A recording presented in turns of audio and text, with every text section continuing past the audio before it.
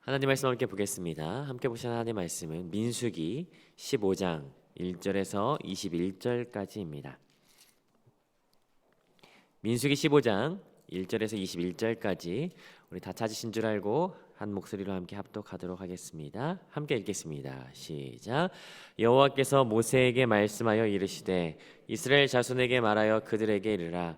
너희는 내가 주어 살게 할 땅에 들어가서 여호와께 화제나 번제나 서원을 갚는 제사나 낙헌제나 정한 절기제에 소나 양을 여호와께 향기롭게 드릴 때 그러한 헌물을 드리는 자는 고운 가루 10분의 1에 기름 4분의 1 흰을 섞어 여호와께 소제로 드릴 것이며 번제나 다른 제사로 드리는 제물이 어린 양이면 전제로 포도주 4분의 1 흰을 준비할 것이요 순양이면 소제로 고운 가루 10분의 1에 2에 기름 3분의 1 흰을 섞어 준비하고 전제로 포도주 3분의 1 흰을 드려 여호와 앞에 향기롭게 할 것이요 번제로나 서원을 갚는 제사로나 화목제로 숫송아지를 예비하여 여호와께 드릴 때에는 소제로 고운 가루 10분의 3 에바에 기름 반 흰을 섞어 그 숫송아지와 함께 드리고 전제로 포도주 반 흰을 드려 여호와 앞에 향기로운 화제를 삼을지니라.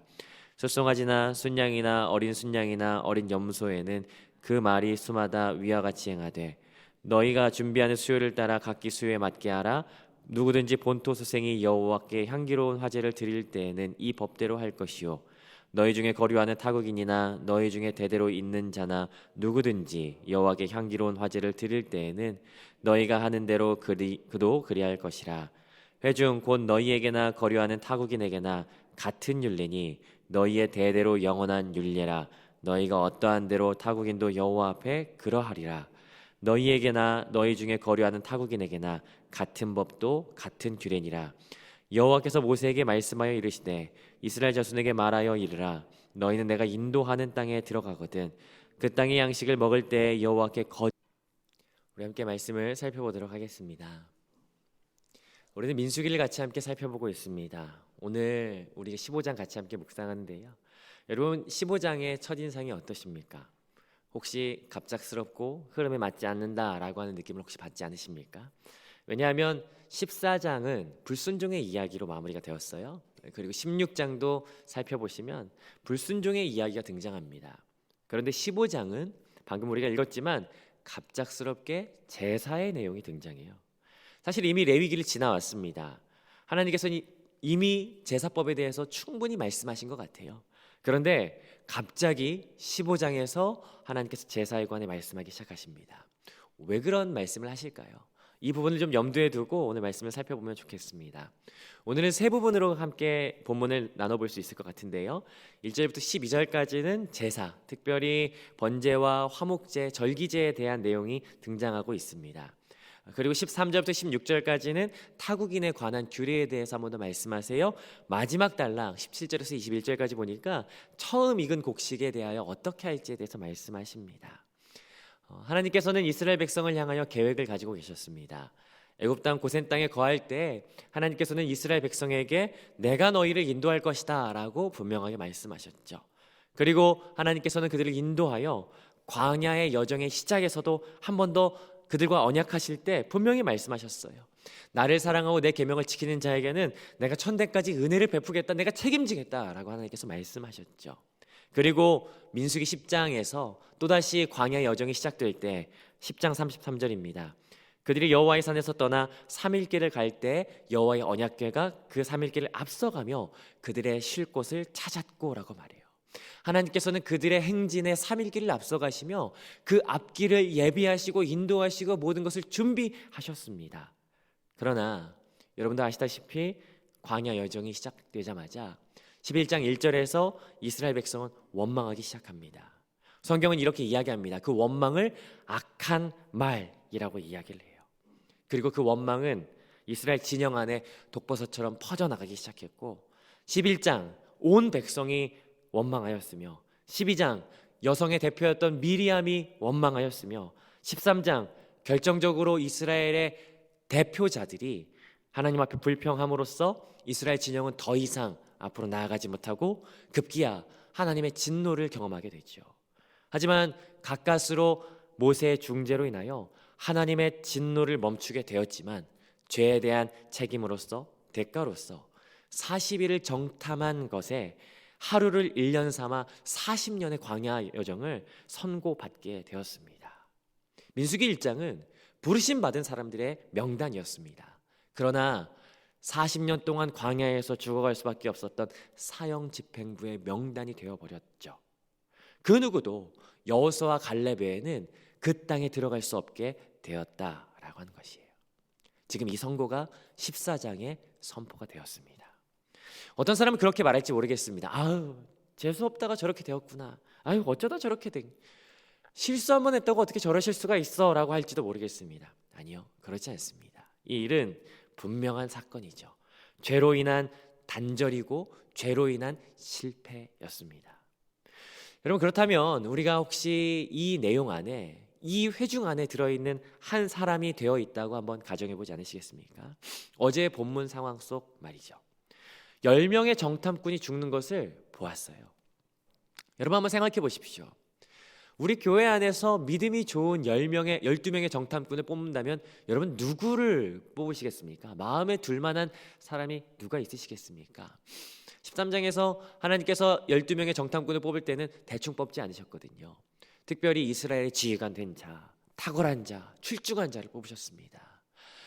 우리 교회에서 12명의 정탐꾼을 뽑는다면 분명히 믿음이 가장 좋은 사람이라 불리는 사람, 그리고 가장 탁월한 사람들을 뽑아서 아마 정탐꾼을 뽑았을 겁니다. 그런데 이성이나 지성이나 현실 감각할 거 어느 것 하나 빠지지 않았던 정말 멋지고 나이스했던 탁월했던 존경받는 그 사람들이 돌아와서 그런 이야기를 하는 겁니다. 안 될 것 같습니다. 저기는 무리입니다 라고 이야기를 하는 거죠. 그리고 대부분의 사람들이 그 말에 수긍하였고 많은 사람들이 그래 그렇겠구나 저기는 안 되겠다 라고 수긍했죠. 그런데 하루아침에 여호수아와 갈렙 외에는 모두가 죽게 된 거예요. 그뿐만이 아니라 어른들이 다음날 아침에 야 우리가 다시 이 일을 돌려보자 라고 하면서 아침 일찍 산꼭대기로 갔는데 지금까지는 그 어떤 민족에게 짓밟힘 당하거나 그 어떤 민족에게 그렇게 처참하게 죽는 일이 없었어요. 하물며 애굽의 군대도 하나님께서 그 홍해 바다에 다 수장시키셨고 하나님께서 보호하셨고 철저하게 지키셨는데 그런 일이 없었는데 갔던 아저씨들, 갔던 형제님들이 돌아오지 않는 거예요. 들리는 소식에는 아말렉과의 싸움에서 전사하여서 이 집 저 집 울고불고 하는 목소리가 난리가 나는 소리가 여기저기서 들리는 겁니다. 여러분 우리가 이걸 글로 읽어서 그렇죠. 사실 죽음이라고 하는 것을 경험할 때는요 거기에서 오는 충격은 이루 말할 수 없는 것이죠. 얼마 전에 어떤 한 학교의 그 졸업연설에 그런 이야기를 들었었는데 자기가 본래 의사였는데 연구하는 과학자로 돌아서게 된 그 이유는 어떤 한 아이의 죽음에서부터 시작되었다고 그렇게 이야기하더라고요. 사실 뭐 멀리 있는 사람들이 이야기할 거 없이 가까이에서만도 충분하죠. 누군가의 죽음을 사실 우리가 경험한다는 것은 사실은 우리의 삶에 엄청난 파장을 일으키는 것이죠. 그렇다면 광야에서 40년 선고받고 공동체 안에서 죽음을 경험했던 이 사람들은 과연 어떤 생각했을까요? 혹시 그런 생각하지 않았을까요? 우리도 어쩌다가 죽임 당하는 거 아닐까? 우리가 과연 그 땅에 들어갈 수 있을까? 우리가 그 땅을 과연 밟을 수나 있을까? 그 땅에 우리가 과연 들어갈 수 있을까? 라고 하는 하나님께서 분명 약속하셨지만 죄 때문에 실수 때문에 연약함 때문에 넘어질 그 두려움이 그 공동체 안에 엄습하지 않았겠습니까? 말로 할 수 없는 그 두려움, 죽음, 죄로 인한 그 결과물들에 그들은 그 땅을 향한 소망이 점점 사그러져 갔을 것입니다. 혹시 여러분 중에도 죄로 인한 결과물들 때문에 혹시 짓눌리거나 깨어짐을 경험하는 분들은 혹시 있진 않으십니까? 죄가 주는 그 눌림, 깨어짐, 소망이 깨어지는 그 모습은 굉장히 참담한 모습이죠. 얼마 전에 담임 목사님께서도 C.S. 루이스가 쓴 스크루테이프의 편지를 예로 드셨었는데요. 스크루테이프의 편지에 보면 그런 내용이 있습니다. 사단이 사람들에게 어떠한 마음을 심는지에 대한 내용인데요. 스크루테이프의 편지에 사단이 자기 부하수아에게 이렇게 이야기합니다. 환자는 이제 그리스도인들을 말하는 거예요. 환자가 말씀을 지키지 못할 때 그게 정말 최선이냐고 밀어붙여라. 그럼 환자는 이러지도 저러지도 못하고 점점 나락으로 빠져들 것이다. 그리고 자신이 그렇게 다짐했던 원수는 이제 하나님 말하는 거예요. 하나님에 대한 충성이 눈앞에서 맥없이 허물어지면서 자괴감과 죄책감에 사로잡히게 된다. 말씀을 잘 지켜야지 했는데 실수했을 때, 죄가 우리 가운데 들어왔을 때 사단은 우리 가운데 참소하죠. 안 돼. 넌 그렇게 될 수 없어. 넌 실력이 없어. 실패했어. 가능성이 없어. 하면서 절망의 늪으로 밀어넣는 거예요. 넌 죄 지었기 때문에 할 수 없어. 야, 죄 지은 사람이 어떻게 그거 할 수 있어? 라고 하면서 계속해서 참소하는 것이죠. 그때 소망의 불꽃이 희미해지게 되는 거예요. 아마 민수기 14장을 건너고 있는 이스라엘 사람들이 아마 그러했을 것입니다. 우린 할 수 없다. 우린 실패했다. 우린 저곳에 갈 수 없다 라고 하는 마음이 그들 가운데 퍼져나가기 시작했을 것입니다. 그래서 하나님께서 말씀하십니다. 민수기 15장 1절, 15장 17절, 여호와께서 모세에게 말씀하여 이르시되 하며 하나님께서 그 회중 가운데 말씀하기 시작하십니다. 그리고 분명하게 말씀하시죠. 2절과 18절이거든요. 우리 2절과 18절을 한번 우리 입술로 읽어봤으면 좋겠어요. 2절 같이 한번 읽어보겠습니다. 시작. 이스라엘 자손에게 말하여 그들에게 이르라. 너희는 내가 주어 살게 할 땅에 들어가서. 18절도 같이 한번 읽어보지 않으시겠습니까? 18절 시작. 이스라엘 자손에게 말하여 이르라. 너희는 내가 인도하는 땅에 들어가거든. 야, 내가 너희를 인도할 거야. 그 땅으로 너희는 들어가게 될 거야 라고 하나님께서 두 번에 걸쳐서 연거푸 말씀하십니다. 여러분, 하나님 어떤 분이십니까? 그 땅으로 반드시 그들을 인도하여 내시는 분이십니다. 하나님의 역사는 끝나지 않았습니다. 하나님이 아직 끝내지 않으셨습니다. 그러하기에 아직 희망이 있는 것이죠. 그리고 말씀하세요. 3절입니다. 3절 같이 한번 읽는데요. 사실 오늘 본문에서 문제는 여기에요. 3절 같이 한번 읽어볼게요. 시작. 여호와께 화제나 번제나 서원을 갚는 제사나 낙헌제나 정한 절기제의 소나 양을 여호와께 향기롭게 드릴 때 갑자기 제사가 나오기 시작해요. 여러분, 일단 제사가 나오면 우리는 빨리 건너뛰고 싶은 게 우리의 마음입니다. 그러나 3절부터 우리 12절까지 10절까지 좀 요약해 보면요, 그렇게 어렵지 않습니다. 그리고 이 안에는 아주 중요한 메시지가 숨겨져 있거든요. 같이 한번 좀 살펴보시죠. 여기 어떤 제사가 나옵니까? 번제, 서원제, 낙헌제, 정한 절기제라고 말씀하세요. 낙헌제는 감사제라고도 말할 수 있을 것 같습니다. 제사의 종류들에 대해 나오는데, 특별히 여기 제사의 종류에 대해서보다 어떤 동물의 제사를 드리는 방법이 등장해요. 동물의 제사를 드릴 때 어떻게 드릴 것인지에 대한 내용이 다시 나오거든요. 여기 드려지는 동물은 세 가지로 보입니다. 5절에 보니까 뭐예요? 어린 양, 6절에 순양, 8절에 숫송아지 드릴 때 방법을 다시금 말씀하시는 거예요. 그런데 여기에 그 동물의 제사를 드릴 때 공통적으로 무엇을 말씀하시냐면요, 고운 가루와 기름을 더하고 거기에 포도주를 전제로 드리라 라고 하는 것을 여기에 추가로 말씀하세요. 여러분, 혹시 이상한 점 찾으셨습니까? 레위기 1장부터 5장까지는요 고운 가루를 드리는 소제라고 한 제사는 따로 독립적인 제사였어요. 물론 레위기 8장 9장에 보면 제사장이 제사를 드릴 때 소제물을 같이 함께 드리는 제사가 추가되긴 했지만, 그러나 공식적으로는 이러진 않았거든요. 그런데 여기에서는 앞으로 너희는 공식적으로 동물의 모든 제사에는 5절부터 10절까지 제가 요약을 해보면요, 어린 양에는 소제물 10분의 1 에바에 4분의 1 흰의 기름, 4분의 1 흰의 포도주. 순양에는 조금 더 늘어나요. 소제물 10분의 2 에바에 3분의 1 흰의 기름, 3분의 1 흰의 포도주. 숫송아지는 소제물 10분의 3, 여기 10분의 3이에요. 10분의 1, 2, 3 이렇게 늘어납니다. 거기에 2분의 1 흰의 기름, 2분의 1 흰의 포도주가 더해지는 거예요. 동물의 제사에 추가되는 것이 있습니다. 소제물과 기름과 포도주예요. 여러분, 근데 여기에 있는 10분의 1 에바, 흰 이런 것들이요 적지 않습니다. 1 에바는 22리터 정도 되거든요. 그러니까 10분의 1 흰은 2.2리터예요. 그러니까 어린 양을 드릴 때에는 2.2리터의 고운 가루가 필요한 거예요. 순양이면은 4.4리터, 숫송아지면 6.6리터의 고운 가루가 필요한 겁니다. 여러분, 2.2리터의 고운 가루를 준비하는 게 쉬울까요? 지금이야 블렌더나 믹서기 이런 거 있으니까 막 갈아버리면 되는 건데, 그런데 당시에는요 그런 게 전혀 없었습니다. 찧어서 고운 가루를 내야 되는 거예요. 쉽지 않습니다. 유실되는 곡물도 진짜 많았겠죠. 그러니까 훨씬 더 많은 곡물이 필요했을 거예요. 기름은 어떻겠습니까? 포도주는 또 어떻겠습니까? 포도주를 광야에서 이 사람들이 소유하는 것이 쉬운 일이었을까요? 아니요, 그렇지 않아요. 여러분, 여기 이상합니다. 죽음 때문에 상심해 있는데 갑자기 뜬금없이 왜 이런 제사를 말씀하실까요? 너무 뜬금없지 않습니까? 여러분 보세요. 이 제사는요, 광야에서 드리는 제사가 아니에요. 광야에서 포도주를 얻을 수가 없어요. 광야에서 소재물을 얻을 수가 없어요. 이 제사는 그 땅에 들어가서 너희가 드릴 제사법에 대해서 말씀하시는 거예요.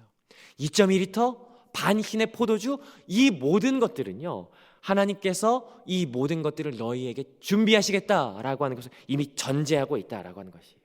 너희가 그 땅에 들어가서 얻을 수확물이 이것보다 훨씬 더 많을 것이고 넘치도록 할 것이다 라고 하는 것을 하나님께서 말씀하시는 것이에요. 그러므로 이 말씀은 그 땅에 들어가 그 땅은 바로 너희에게 줄 젖과 꿀이 흐르는 땅이다. 이미 13장에서 정탐꾼들이 봤던 그 포도송이로 너희가 하나님 앞에 예배할 것이야 라고 하는 것을 분명히 말씀하시는 것이에요. 19절에서도 분명히 이야기하고 있죠. 19절 제가 읽어보겠습니다. 그 땅의 양식을 먹을 때 여호와께 거제를 드리되 너희가 그 땅에서 양식을 먹을 것이다. 그 땅에 너희의 소망이 있다 라고 이야기하시는 것이에요. 그 땅의 양식은 그냥 거기에 있는 것을 그냥 주워 먹는 것이 아니라 20절 21절에서 분명히 이야기하죠. 처음 익은 곡식 너희가 직접 씨 뿌리고 너희가 그 땅에서 직접 수확한 먹을거리로 내게 제사를 드리게 될 것이야. 너희뿐만 아니라 내가 너희한테만 복을 주는 것이 아니라 하나님께 돌아온 타국인, 하나님께서 자기를 찾는 모든 자에게는 그 얼굴빛을 비춰주시는 그 은혜로우신 분이므로 나를 찾는 모든 자에게 내가 베풀 것이다 라고 하는 것이에요. 민수기 15장은 마치 이후에 40년이라고 하는 시간을 확 땡겨버려서 그 땅에 살고 있는 것처럼 그 땅에서 수확하여 제사 드리는 모습을 지금 보여주고 있는 것이죠. 그날을 향한 새로운 율례를 하나님께서 새롭게 말씀하시는 거예요. 그렇다면 이 말씀은요, 단순히 제사의 방법을 말씀하시는 것이 아니죠. 여러분, 이 말씀을 이들이 들었을 때 어땠겠습니까? 마치 그 땅에 살고 있는 것처럼 말씀하시는 그 하나님의 말씀 앞에 그 땅을 향한 그 소망이 다시금 살아나게 되었을 것입니다. 하나님 나라를 향해 사그러졌던 그 소망이 다시금 그들 가운데 불일 듯이 일어나게 되어졌을 것이에요. 그들에게 절망은 사라지고 그들에게 절망감이 사라지고 희망이 다시 한 번 더 그들 가운데 씨뿌려지게 되었을 것입니다. 오늘 이 말씀으로 하나님은 이스라엘 백성에게 잃었던 소망을 다시 한 번 더 일으켜 세워주십니다. 우리도 이따금씩 이 땅을 살아갈 때, 그리스도인으로 살아갈 때 이 땅의 현실과 죄로 인해서 깨어짐 때문에 하나님 나라를 바라고 소망하는 그 소망이 사라질 때가 참 많이 있습니다. 사실 살다 보면 불안이 밀려올 때가 있어요. 이 땅을 바라볼 때 특별히 내 힘으로 할 수 없는 사망 권세에 놓여 있는 그런 일들 앞에 아무 힘도 내가 쓸 수 없을 때 절망하게 되죠. 저도 절망하게 됩니다. 저도 불안합니다. 저는 사실은 상관이 없을지 모르겠어도 저희 아이들을 보면 마음이 쓰이죠. 5년, 10년 안에 사실은 저희에게 보장되어 있는 것이, 준비되어 있는 것이 아무것도 없어요. 이 마음은 사실 이전에도 그랬습니다. 셋째가 태어났는데 사실은 셋째가 태어났을 때 기쁨도 기쁨이었지만 그 불안함이 저한테 있었어요. 그 불안함, 내가 이 새 아이를 과연 잘 키울 수 있을까? 이 세상 가운데, 죄악된 세상, 내 힘으로 살 수 없는 이 세상 가운데 과연 내가 이 셋째까지 잘 키울 수 있을까라고 하는 그 불안함이 내 마음을 짓누르고 내 삶을 얼마나 갉아먹던지 굉장히 짓눌리며 살던 때가 있었습니다. 그때 어떻게 해서든 내가 이 소망을 다시 한 번 더 이렇게 세워야겠다 했지만 잘 되지 않더라고요. 그때 제가 했던 것이 요한계시록을 통독하는 거였어요. 아침에 일어나면 요한계시록 통독하고 또 그 다음 날에도 통독하고 계속해서 매일매일 몇 차례에 걸쳐서 계속해서 통독했습니다. 이따금씩 전 요한계시록 통독하거든요. 어제 저녁에도 용기호수를 이렇게 뛰면서 요한계시록을 이렇게 들었는데 그 말씀을 들을 때마다 제 안에 사라지는 것이 있어요. 그것은 현재에 대한 불안함이죠. 하나님께서 요한계시록에 분명히 이렇게 말씀하십니다. 주 하나님이 이르시되 나는 알파와 오메가라, 이제도 있고 전에도 있었고 장차 올 자요 전능한 자라 하시더라. 하나님은 시간의 주인이 되세요. 이전에도 계셨고 지금도 계시며 앞으로도 계실 분이 바로 하나님이세요. 그 하나님께서 우리에게 말씀하십니다. 내가 너를 포기하지 않는다. 내가 너를 붙잡는다 라고 말씀하세요. 그러므로 내가 해야 할 것은 하나님의 진리를 붙드는 것이에요. 제가 그 마음이 너무 짓눌렸던 터라 그 하나님의 진리를 정말 붙들고 싶어서 저희 셋째 이름을 그렇게 지었습니다. 예수 그리스도의 증거와 끝날까지 하나님의 말씀을 붙들자. 하나님의 진리가 우리의 삶 가운데 필요하다. 그래서 하진으로 지었습니다. 하나님의 진리가 내 안에서 선포되기를 원하는 마음이 저의 아들의 이름 가운데 있었어요. 여러분, 저와 여러분들의 삶 가운데 현실로 인하여 짓눌리고 억눌리는 그 마음이 하나님을 향한 소망으로 다시 바뀌어지게 되는 그 날이 바로 오늘 이 하루가 되시기를 주님의 이름으로 축복합니다. 이 땅을 살아갈 때 불안함이 있어요. 그러나 그 땅을 향한 하나님의 놀라우신 역사를 바라볼 때 하나님의 소망이 우리 가운데 다시 한 번 더 자리 잡게 되고 이 땅을 살아갈 용기와 힘이 우리 가운데 있다라는 사실입니다. 혹시 14장에서 죽음들을 경험하고 있는 그 이스라엘 백성의 마음이 혹시 저와 여러분들의 마음이십니까? 앞날의 불안함과 앞으로 어떤 일이 있을지 모르는 그 상황 때문에 좌절되고 낭망하는 마음이 우리 가운데 두려움으로 엄습하십니까? 여러분, 하나님의 소망을 다시 한 번 더 우리 가운데 붙잡으십시다. 하나님은 훗날 우리 가운데 영광의 면류관을 주실 분이시고요, 우리를 포기치 아니하시고 우리를 들어서 반드시 그 땅 가운데 새로운 기업으로 세우실 분이 바로 우리 주 하나님이십니다. 그분이 처음과 나중이 되십니다. 시간의 주인이 되십니다. 어제나 오늘이나 변함없이 영원히 동일하신 하나님이 되십니다. 그 하나님 붙드시는 저와 여러분들이 되셔서 오늘 이 하루를 용기 있게 하나님 안에서 승리하시는 저와 여러분 되시기를 주님의 이름으로 축복합니다.